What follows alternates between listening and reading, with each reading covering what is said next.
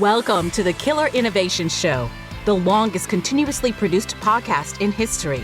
Each week, Phil McKinney brings you the insights and strategies to amplify your creativity and innovation skills. Here's your host, Phil McKinney. Hello, I'm Phil McKinney, and welcome to the studio. Today's episode is one that I think you will find particularly interesting. So what if I told you that the next big innovation, the big change that's going to happen, could come from somebody who does not have a college degree? I don't know what it is. People think that in order to be successful or to even get a job in the innovation space, to have an innovation job, you need to have a college degree. That's not the case. So today, I'm going to give you 15 innovation jobs that do not require a college degree. And these jobs range from $70,000 a year up to $400,000 a year and beyond. So stay tuned to the end. I'm also going to make this list and all the information I'm going to share with you today available to those of you who support the channel on Patreon or over on the YouTube channel by joining and becoming a member. I will make the all of my notes, the list of all the jobs, the salaries, the kinds of experiences you need to have to qualify for those kinds of jobs. I will make all that information available to you. So if you're looking for a job. But let me answer one question right out of the gate. Why are innovation jobs so sought for? Why are they in such demand? Well, let's face it. We are shifting from an information economy to an innovation economy. Information is about data, compute, automation. The innovation economy is about what's up here. It's using our own natural human ability to innovate, to create, using that human ingenuity to solve problems. It is actually one of the most sought after skills and abilities that CEOs look for when hiring people into the senior management team. So, but why? What's particularly valuable? So, one is innovation is what's going to drive organizational growth and new revenue streams, new product ideas, etc. It also helps companies stay competitive.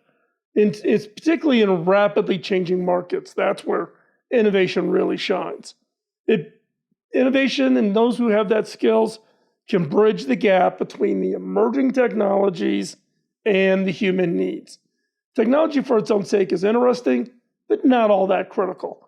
How does it solve a real need, a need of a customer who's willing to pay for that? It also, those who have good innovation skills, good problem-solving skills, can create solutions to very complex problems. We've talked about that, particularly in the Thinking series, but that is one that we are going to face more and more as the careers, the economy, societal changes. How do we challenge complex global challenges? And then the real need, which is building future-proof business models. Innovation isn't always about technology. I'm going to talk today, it'll be more technology-focused, but innovation can be applied to business models and process models and service models, along with technologies. That's where innovation, again, really shines. And again, this emergence of this innovation economy is really about sparking a renaissance in human creativity. People are thinking, oh, AI is going to take over my job. Is my career going to be one that's going to survive these transitions? If you have an innovation job, then the risks of you getting replaced and moved out is pretty slim, because that's the unique characteristics of humans over the ability of AI. AI may be able to spark a list of possibilities, but it requires a human to go through that, use those tools to do the job at hand. So the other, again, I'm going to remind you, I'm going to go through these 15 jobs. I'm going to give you the salary ranges I'm going to give you the experiences that you're required to have or should have to apply. I'm also going to compare it to, if you had a college degree, the kind of degree you would need to have to qualify. But again, don't let college degree, I'll talk more about that at the end, but don't let the college degree be your derailing you. I've talked to a number of you through emails or Zoom calls or whatever who are unwilling to apply for a job because you don't have the degree. Do not let that negative talk prevent you from applying. As I go through this, think about your experience, not the degree. And if you've got one on here that you think is interesting, go out, go onto LinkedIn, search for those open positions, and apply. Recently, I got a note from a longtime listener of the show who threw his hat in the ring and actually just became a chief innovation officer. And he's very excited about it. He's just starting into this new role. That's what I want for each and every one of you. So buckle up. Here we go. And remember, you can go over to the Patreon or go over to YouTube membership over the community and find it. If you're already a member of the Innovators Network community over on Discord, I'll also post the documents there for you to download. So first up, research and development. Now this sector focuses on really that ability to develop new technologies, new products, new processes. People who are really assigned to be the ones to come up with the new things. So, and really, these are the people who are working right at the forefront of innovation. They're really the ones that are driving the creation. Now, this overall, just generally in the R&D space, it requires strong analytical skills and, in some cases, deep technical knowledge. So what are some of these roles? Well, first up is innovation researcher. This is an individual who studies emerging technologies, market trends, competitive landscapes to identify innovation opportunities. They produce research reports and recommendations for strategic decision-making. They may actually propose some projects or propose a proof of concept. So what are the qualifications? Well, if you have if you want the college route, maybe it's a master's, maybe it's a PhD, or you can have 5+ years of research, competitive analysis, proven track record of trend analysis, strategic recommendations, 5 good, solid years of experience. You should also have some form of experience with data analysis and research. The ideal candidate, again, is analytical, detailed-oriented, naturally curious, thrives on discovering patterns and insights, and has strong written communications for these research reports or the reports and documents needed to persuade management to make a decision. And my one insight here is the written communication skills is one that tends to be the weakest for a lot of people applying for these positions. Salary range for this is between $75,000 and $130,000. And I'm going to be talking in dollars, US dollars. You can do your own currency conversion depending on where you live. Next up, an R&D engineer or an R&D specialist. These are the ones that develop and test new technologies, develop new products or processes. They lead the technical innovation projects literally from concept to prototype. They could have a master's or a PhD, 7+ years of hands-on R&D experience, a detailed, well-documented project portfolio. Project portfolios, you've heard me talk about this in the past. You must have a good project portfolio. In addition to that, your patents that you've been awarded as the inventor is another proof point of your ability to create. You should have experience with relevant technical tools and methodologies, depending on the technology that you are involved in. The ideal candidate is a methodical problem solver. It's patient with trial and error. Try something, it doesn't work, go back, try it again. Comfortable with uncertainty. Is very collaborative, but able to work independently on complex problems. And the salary range for this role is $90,000 to $160,000 a year. Next up is the research program manager. Now, this is the person that coordinates multiple research projects within an organization. They manage budgets, they align projects, skill sets, resources required, aligns the projects with the organizational goals. It ensures an efficient use of resources, of people, time, and money. Qualifications, bachelor's or a master's, or 8 years managing complex technical projects. Not 8 years total experience, with some of it being technical. This one requires really that you got to have, that 6 to 8 years of managing complex general projects, and now you're going to apply it to technical innovation projects. Some experience with budget management and proven leadership skills. Are you a leader? Not a boss, a leader. The ideal candidate's organized, it's process-oriented, excellent communicator, diplomatically manages multiple stakeholders because you're managing your staff, you're managing your peers, and you're managing the people above you.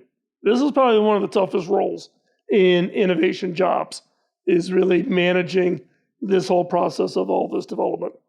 And this person also, if you have one skill that I would really emphasize, is balancing competing priorities. You're always going to have trade-offs. I do this, but I can't do that. You can't do everything. How do you make your decision-making process? Salary for this one is between $85,000 and $150,000. Okay, so that was R&D. Now let's move on to innovation management. Innovation management oversees really the strategic direction of the innovation initiatives within organizations. These roles focus on really creating and implementing innovation frameworks, managing innovation portfolios, and driving culture change to foster creativity, innovation, and execution within your organization. First up, innovation director. The innovation director develops and implements organization-wide innovation strategies. It oversees the innovation portfolio, and it drives this cultural transformation. Typical qualifications could be a master's or 12 plus years innovation leadership experience. Could be leading a project maybe, or being on a project and playing a team lead role. Having a track record of successful innovation program launches. So again, having that portfolio, and also having good experience in change management, because what is innovation? It's all about change. The ideal candidate is a strategic thinker, an inspiring leader, because you're telling somebody to go build something 2, 3, 4, 5, 10 years out in the future. How do you inspire? Comfortable with ambiguity. You're not quite sure what's going to happen out there in the future. Skillfully navigates organizational politics, and very good at building consensus. So an innovation director salary range, anywhere from about $150,000 to $250,000 US.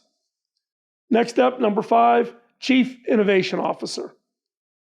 This is the C-level executive responsible for driving innovation across the organization. It sets the innovation vision and manages innovation investments. What areas are we going to put people, time, and money? Qualifications, master's, maybe in the technical skills, maybe a PhD, or maybe an MBA, or 15 plus years leadership experience, proven track record of organizational transformation, good innovation portfolio, and a track record of having managed P&L, profit and loss responsibility. The ideal candidate needs to be a visionary leader, needs to be a persuasive communicator, calculated risk taker, excels at storytelling and driving organizational change. I'm going to go back to visionary leadership. I've written about this in a couple of different places, both on the blog, and I've done some podcasts in the back. You want to go back and listen to those. Salary for a CINO, Chief Innovation Officer, is between $200,000 and $400,000. And again, degree not required. It's about your experience and your portfolio. Number 6, innovation consultant. An innovation consultant advises organizations on creating their innovation strategy, processes, culture, frameworks, etc. Facilitates workshops and provides implementation guidance. Typically, an innovation consultant would have a bachelor's degree, but if they have 7+ years of consulting innovation practice, that's consulting and innovation. So this could be you've done a couple of innovation projects, but you've also done some consulting roles. Certification in innovation methodologies, and workshop facilitation experience. The ideal candidates are strong facilitators. They're adaptable, quick learners, they build trust easily, and communicate complex concepts clearly. You're trying to help an organization become more innovative. That's the role of an innovation consultant. Salaries between $90,000 and $200,000 a year. Let's move over now to product development. So we've done R&D, we've done innovation management. Now we're talking about product development. Now the product development, what their role is to transform innovative ideas into market-ready solutions. They're not doing experiments like in R&D. They feel combines technical expertise with user-centric design and aligning with the overall business or organizational strategy. Traditionally, the professionals in this area work closely with customers and stakeholders and R&D to create products that solve real problems. Not theoretical or not something you think someone would like, real customer problems. First up, job number 7 of the 15 we're talking about, product manager. This leads the development of the innovative products from ideation to launch, manages the stakeholders, and ensures product market fit. Typically, someone would have a bachelor's with no degree. You could take this job with about 7 years of product development experience. Maybe you were part of a product development team and you've got a strong portfolio. You've had some successful product launches, products that if you reference them, everybody would go, oh, you worked on that. And you would have maybe an Agile or a Scrum background. Certification helps. The ideal candidate is customer-focused, decisive, excellent prioritization skills, can balance stakeholders' needs and technical constraints effectively. Because it's a constant of balancing the dials. Time, people, time, money, technical skills, technical readiness, the stakeholders like sales, what do they need? You're balancing a lot of issues when you're trying to develop the product. Salary for product manager is between $100,000 and $180,000 a year. So next up, UX, UI designer. Now, this one may seem a little weird. Why is it one of the 15? And that is simply because that is the one area that I think creativity is really making some great strides, some very interesting approaches. And it's one where I see and I get contacted a lot for organizations trying to hire people with an innovation plus kind of that visual element of it. How do you convey the innovation in such a way through the user interface, user experience? So what is a UX UI designer? Well, they create these user-centric designs for these innovative products, the innovations that are developed. They conduct user research, and they really translate the problem, the user needs, and the innovation, and create that compelling experience. Now, in many cases, they could have a design degree, or maybe an MFA, Masters of Fine Art, or 5 years experience doing some form of just UI UX work, and now you're going to step that up with a specifically translating UI UX experience to totally new technologies, new innovations. They must have a very strong portfolio. They must have a proficiency in design tools, user research experience. Okay. The ideal candidate is empathic, creative, detailed-oriented, strong, active listener who can translate the user needs into design solutions. Salary, $80,000 to $150,000 a year. Number 9, which kind of marries up with number 8, the UX UI designer. Number 9, design thinking specialist. Now, this person facilitates design thinking workshops. If you're not familiar with design thinking, go back. I've done videos on it. I've done podcasts on it. I've written about it. You can hop on over through the YouTube channel, over to Kill Innovations for the podcast, or over my blog, philmckinney.com. And I talk a lot about design thinking and IDEO and how does it work and what does it mean. But a design thinking specialist facilitates design thinking workshops and implements human-centered design processes.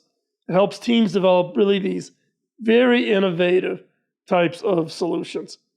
Qualifications could be a degree, but this one is one where it's much more of the hands-on experience.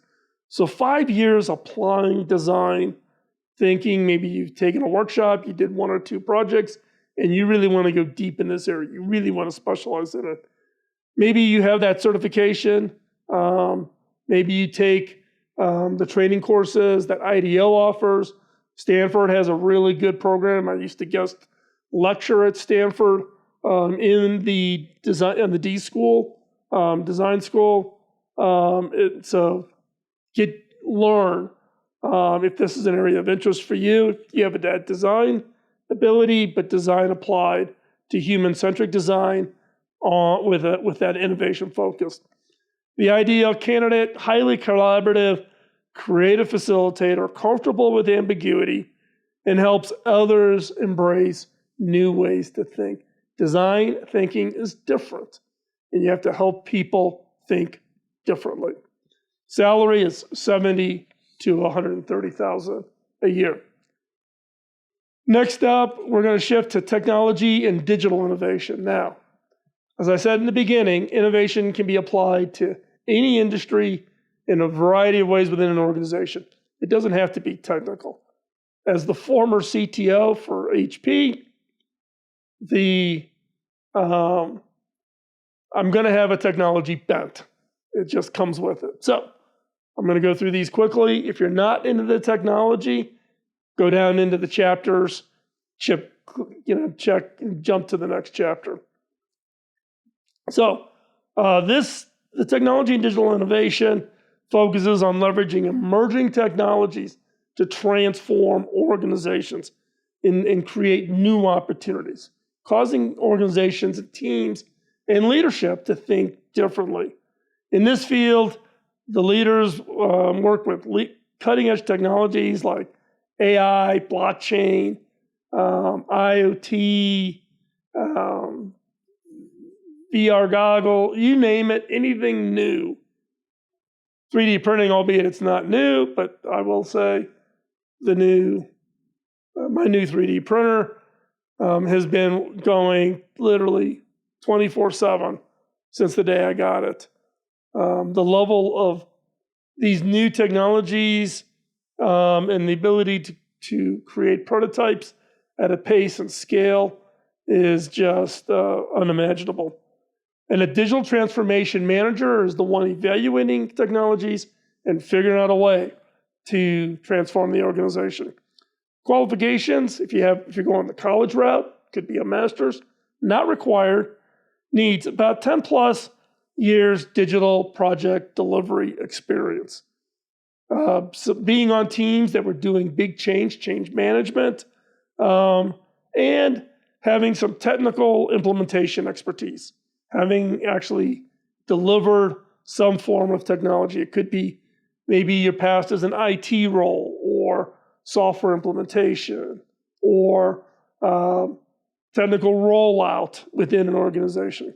The ideal candidate is a change agent, resilient, politically savvy, because you got to be able to read people really well. Strong communicator who can bridge technical and business. They can speak tech and they can speak English, business English, back and forth depending on who the audience is. Salary between $120,000 and $200,000 a year. Think of that, $120,000 to $200,000 a year, and a degree is not required. Number 11, emerging technology specialist. Now I'm going to guess a number of you are going to go, ooh, this is me. So what is this person? This person develops solutions using these technologies, whether it be AI, blockchain, IoT, 3D printing, or other new emerging technologies. Quantum becoming one that's becoming quite popular. Provides technical leadership to innovation projects using these new technologies. Typically, this person has a computer science degree, but doesn't require. You could come into this role if you have 7+ years hands-on experience with emerging technologies. Maybe you spent some time in IT for 2 or 3 years, then you moved into implementing some new, and then now you've got a couple of years of AI. That all adds up to give you this experience. You typically should have some form of coding proficiency and successful implementation of projects. The ideal candidate, number one, must be a fast learner. Technically adaptable, clear communicator, balances innovation with that practical implementation. Can't implement something that's crazy hard, can't maintain it, very fragile. It's that balance between innovation with practical implementation. An emerging tech specialist, salaries between $100,000 and $180,000 a year. Okay, next up, and I believe this is the last one, is entrepreneurship and startups. Yes, I'm including these in on the 15th. The startup ecosystem really is all about focusing on creating and scaling innovative businesses, either on using innovative technologies or creating new innovative business models. That's the role of an entrepreneur. Includes founders, investors, support services that wrap up entrepreneurship or startups. Success often depends on combining technical knowledge and business acumen. So, number 13, which I think is kind of funny, I didn't realize this until just now, lucky 13, is startup founder.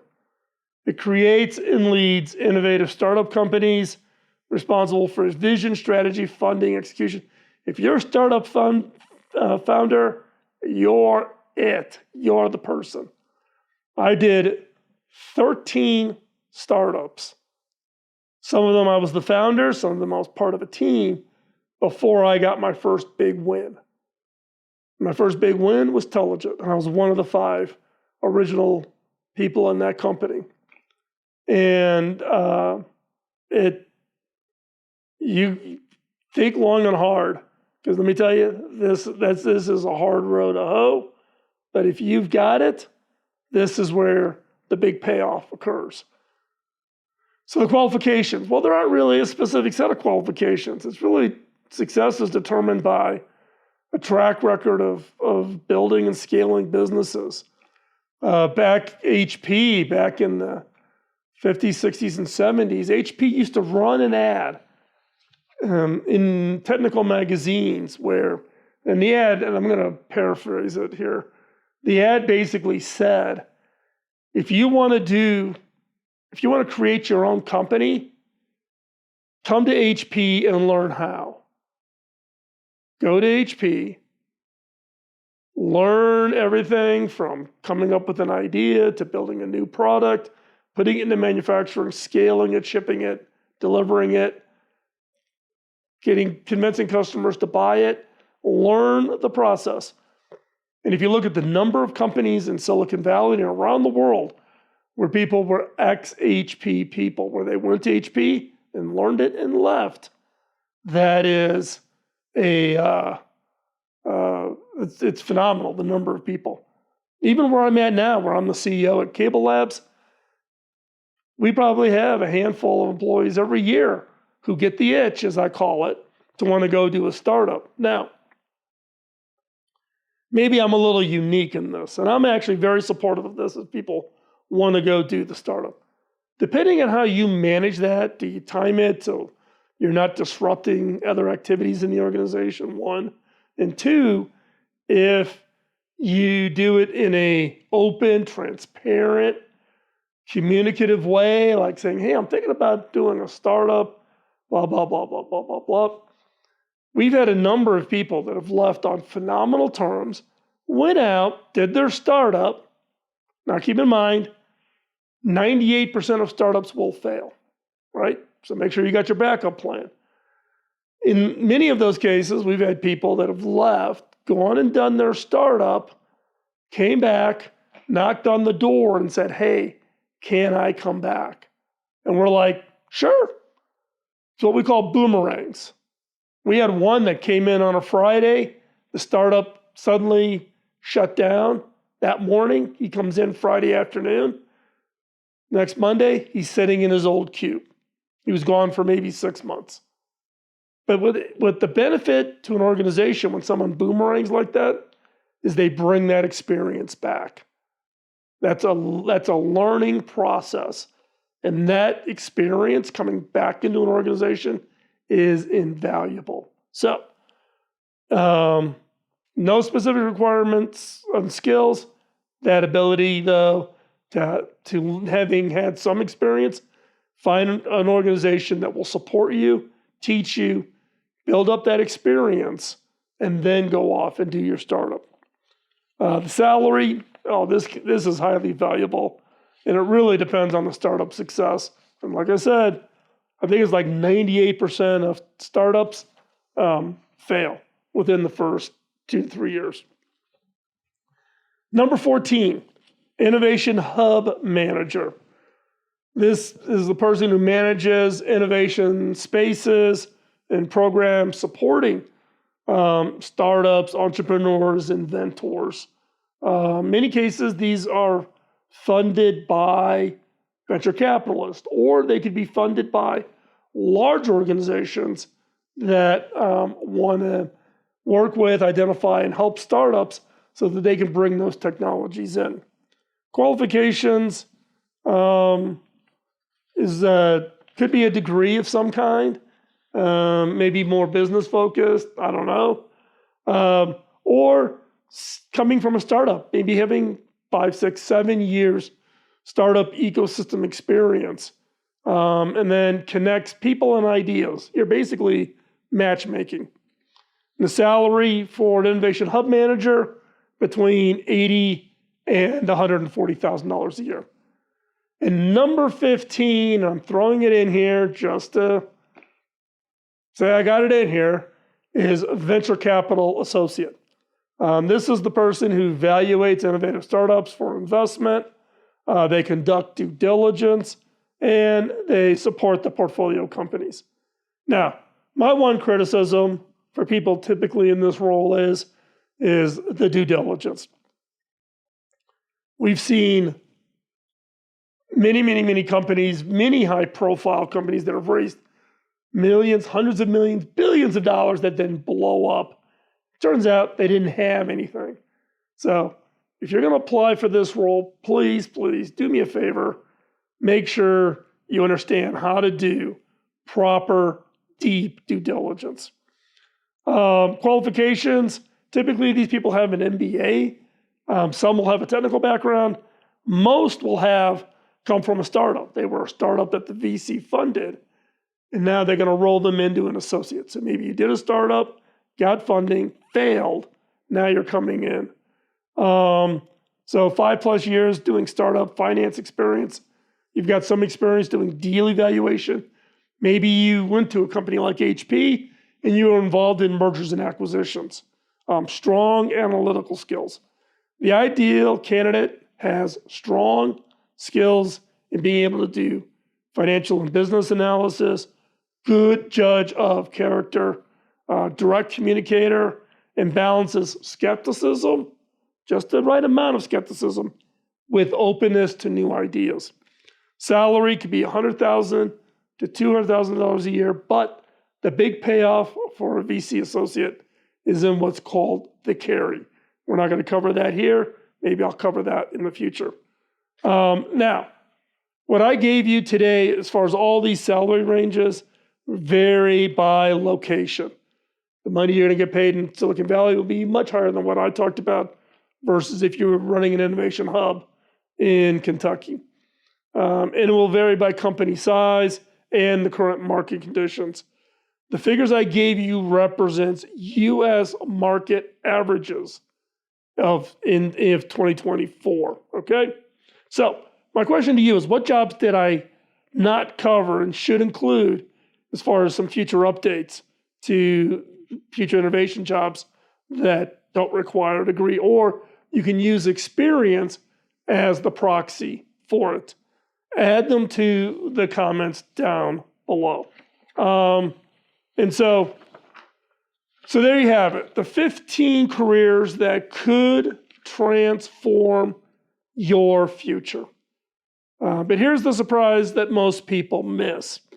The biggest predictor of success in innovation isn't your degree, your background, or even your technical skills. Our research of tracking over 1,000 innovation professionals revealed that the top performers share one unexpected trait. They all failed at least 3 major projects before their breakthrough success. Let me repeat that. This is the unexpected trait. They all failed at least 3 major projects before their breakthrough success. I failed at 13. In fact, those with prior failures were 4 times more likely to lead successful innovation projects than those that had a perfect track record. So, if you're hesitating because that you're worried about the failure, that you don't have that, I'm not going to try it because it's going to fail. That's good. It's going to be a learning experience. But why is this so? It's because innovation isn't about being right. It's about being willing to be wrong, learn, and try again. It's one of the reasons why VCs love to invest in failed entrepreneurs. Love to invest in failed entrepreneurs. Also, if you're hesitating, we've gone all through this and you're hesitating because you don't think you have the right credentials, remember, your past failures aren't disqualifying you from an innovation career. I shared it in last week's, or maybe last week before last, on the experimenter mindset, where I had a prototype and I'm standing in front of an investor and it literally caught on fire. Flames. I mean, literally flames, right? And I talk about it. I talk about how you turn those things around. So there. I want you to think about that and really think about the fact that it isn't about your having a degree. If you didn't go to college, that's great, or where it's more about having the experience. What's the one thing I repeated multiple times? Having that portfolio. So if you're hesitating because you think you don't have it, again, those past failures is what qualifies you. So before you go, I want to give you something valuable, which is the Complete Innovation Career Guide, which is basically documenting all 15 of these innovation jobs, what the qualifications are, the salary range, types of personalities, skill sets that you need to have. Circle the one or ones, multiples of the ones you're interested in, and start working to it. Look at that list every day of the job you want and keep focused on that. Now, as I said, this document breaks down everything I've covered today, including the personality, alternative qualification paths, and current salary range. To get instant access to the documents, join our membership community by hopping over to the YouTube channel and click join, or through our Patreon link below or in the show notes. In addition to the innovation guide, you're going to get periodic updates, exclusive content only to those members supporting the channel, including some upcoming live streams here in the studio where we will just get the chance to hang out, build stuff, invent stuff, and see where those things go. We also have a members-only Discord for the innovators community. And so when you become a member on YouTube or you support us through the Patreon, then you get the ability to become a member over on Discord. It's actually easier if you join over on Patreon to get to the Discord from there. So don't wait to start your innovation career. Join today, because you then have a whole community of innovators, people who are wanting to get in, who are in this community, who have jobs in this space, who can provide you advice. If you have any questions or topic suggestions or jobs that you want to know more information about, drop them in the comments below. I read them all. I try to post as many replies as I can. We will see you next week. Talk to you later. Bye-bye. Podcasting nonstop since 2005, this has been the Killer Innovation Show on the Innovators Network.